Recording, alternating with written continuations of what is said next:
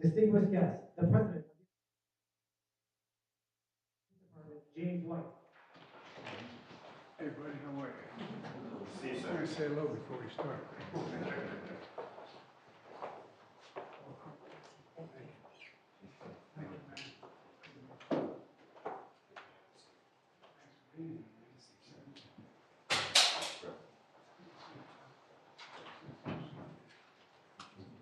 Chiefs?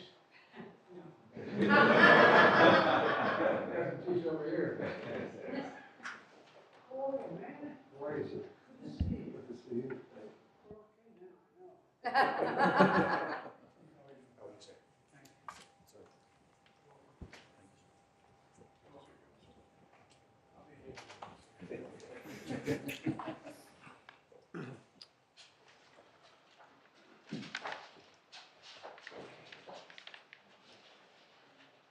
Good afternoon, everyone.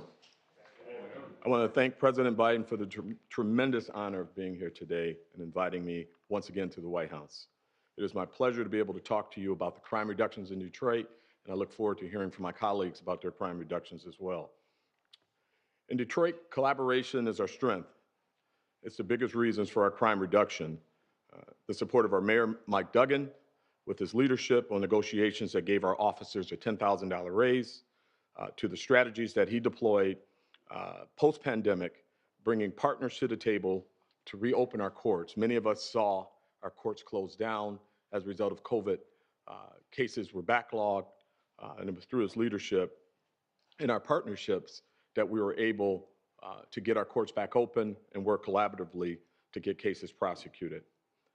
Our U.S. Attorney, Dawn Eisen, has been a tremendous partner to us. Our One Detroit initiative has focused on reducing crime in the most violent neighborhoods in Detroit while providing resources to better the quality of life for our most vulnerable residents. Our Deputy Mayor, Todd Bettison, who leads our city's innovative Community Violence Initiative, which is our CVI. The program is called Shot Stoppers, which is supported by the American Rescue Plan dollars.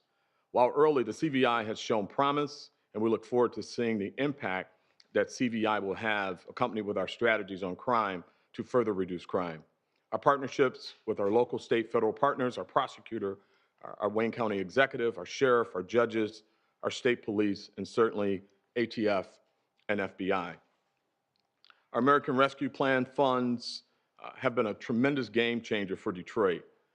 It's helped us reach these historic lows in crime.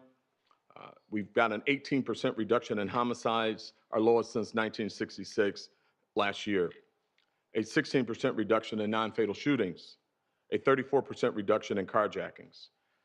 Our American Rescue Funds have helped us retrain officers, to develop our training center, to bring state-of-the-art training to our officers, and to build bridges in our community by looking at best practices around the country and deploying those best practices in the city of Detroit. Our investments in crime-fighting tools such as new patrol vehicles dedicated to gun violence, allowing officers to respond to these crimes in progress and oftentimes in less than 5 minutes after receiving the call. Our quality of life issues, blight and abandoned vehicles. We've used our American Rescue Funds to purchase speed signs. We are seeing an uptick in our community with drag racing and drifting and speeding through our neighborhoods, and they have been valuable for us deploying in our communities to help combat those problems. New job opportunities, we've hired a number of different new jobs that allows us to use civilian professionals, analysts, directors that were otherwise being filled by police officers. We're able to put those officers on the street and use those civilian professionals to fill those roles. But something that's near and dear to my heart as a trained mental health professional myself is our mental health co-response. COVID brought something that we never thought we would see in law enforcement, and that is a tremendous uptick in mental health crisis. Our mental health co-response, working with trained and licensed mental health professionals, allows us to put a police officer who is trained on the street with an actual mental health professional to aid and assist us in responding to those runs. In addition to that, we have a mental health professional in our 911 dispatch center that's able to give immediate services to those folks when they call in and they're in crisis. City of Detroit handled 14,000 mental health runs in 2023, and we're now looking at approximately 38 runs per day, so we're on track to hit that number again. Our mental health co-response unit works collaboratively with our mental health training center and handling those runs. 2024, we're building on that success, but let me be clear, we are not declaring victory against crime.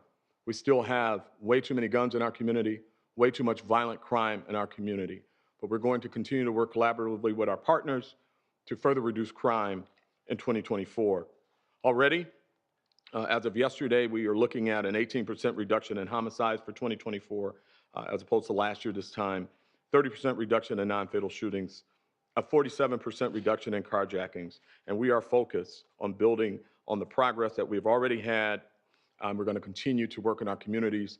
We will be deploying a program called Serve Then Protect, where every single officer that comes through the Detroit Police Academy will work a community service program in our neighborhoods, whether it be a foot beat program, whether it be aiding a senior before they can patrol in a scout car.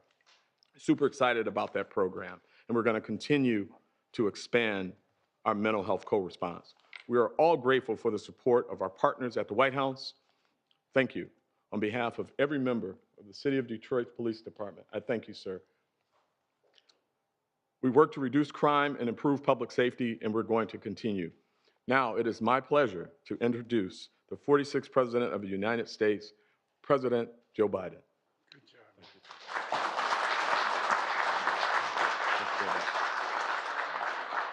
Chief White, thank you for that introduction. And you know, every day you and your fellow officers put on that shield, walk out the door, and your families worry about receiving that phone call.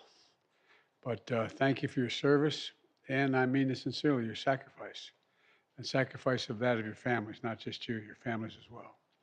And thanks to the law enforcement and community leaders here today who have helped bring down violent crime rates in their cities to historic lows. That's right, we're about to talk about what's going to happen now. You know, you just heard from the chief, and they salute these cities are making historic progress here. Last year, the United States had one of the lowest rates of all violent crimes in more than 50 years.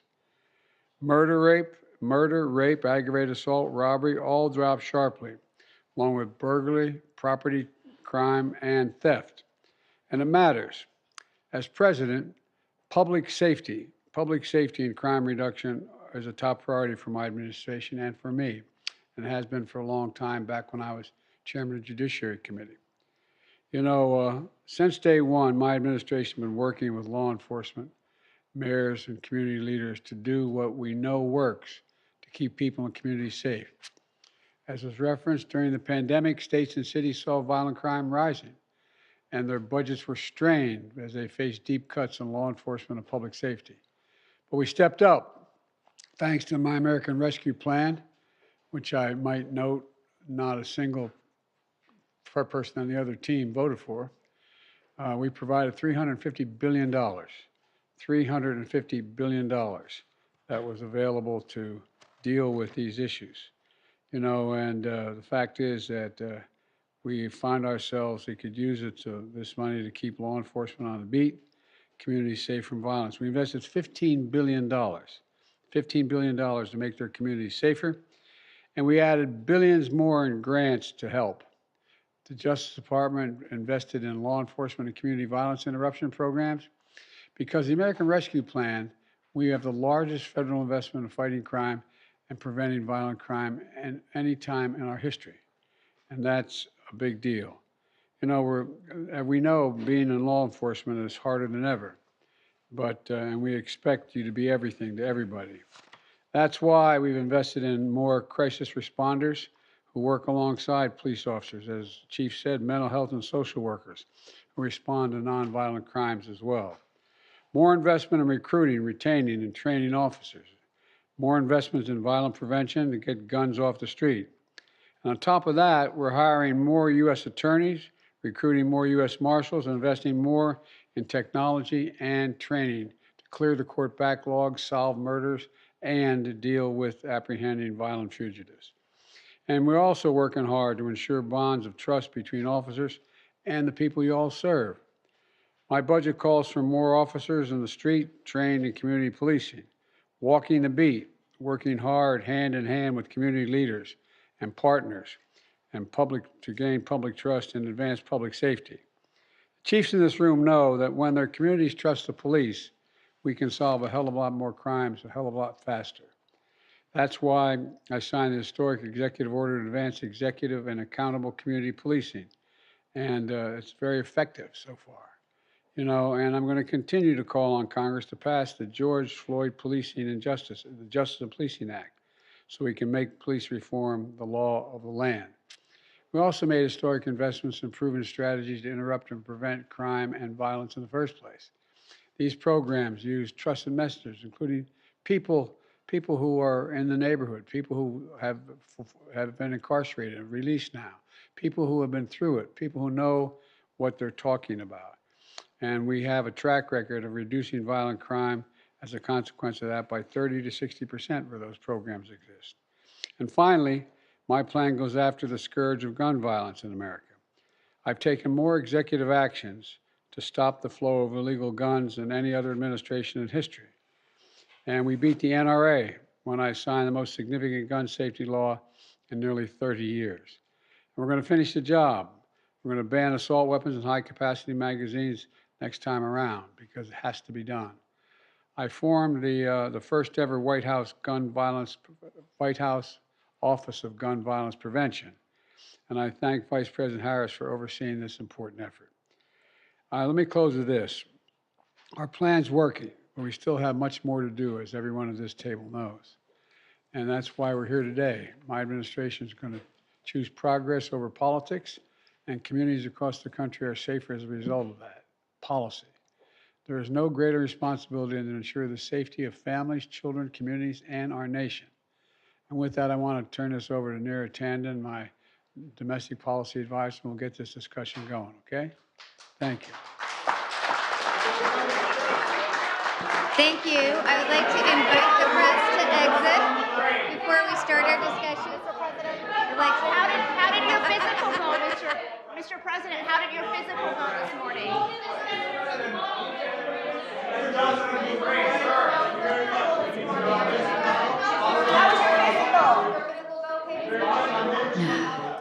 Your physical, sir.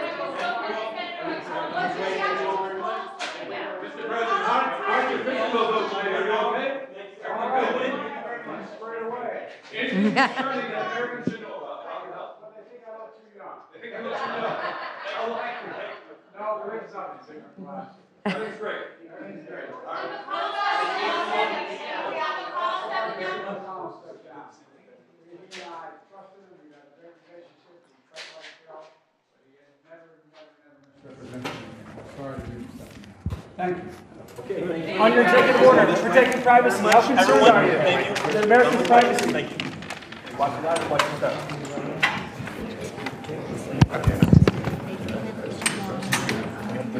step.